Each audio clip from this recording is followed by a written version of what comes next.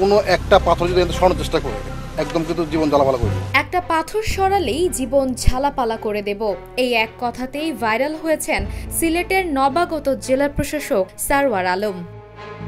ছাগলকাণ্ডের পর এবার পাথর কাণ্ড। সাদা পাথর থেকে পাথর লুটের ঘটনায় দেশ জুড়ে ওঠে সমালোচনার ঝড়। সামাজিক যোগাযোগ মাধ্যমে প্রতিবাদে ফেটে পড়ে মানুষ।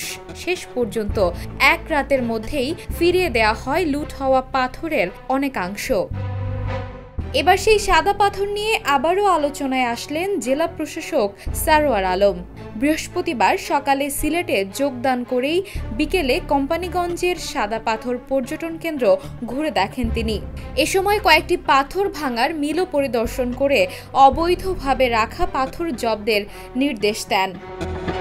সাংবাদিকদের সঙ্গে আলাপকালে সারওয়ার আলম সাফ জানিয়ে দেন, পাথরগুলো যেখানে আছে সেভাবেই থাকবে, একটা পাথর সরালেই জীবন ঝালাপালা করে দেব।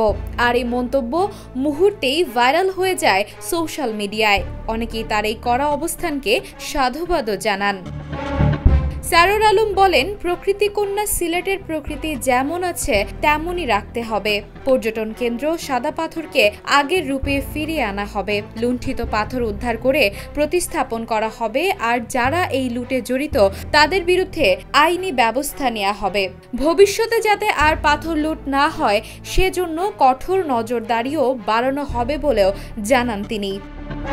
কিছুদিন আগেই সাদা পাথরের নজিরবিহীন লুটপাটের ঘটনায় তোলপাড় সৃষ্টি হলে তখনকার জেলা প্রশাসক শের মাহবুব মুরাদকে ওএসডি করে সরকার। আর নতুন জেলা প্রশাসক হিসেবে দায়িত্ব পান আলোচিত র্যাবের magistrate Sarwar Alam.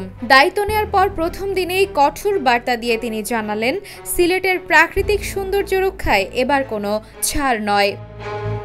Mehrunnesa Tonni, the news desk.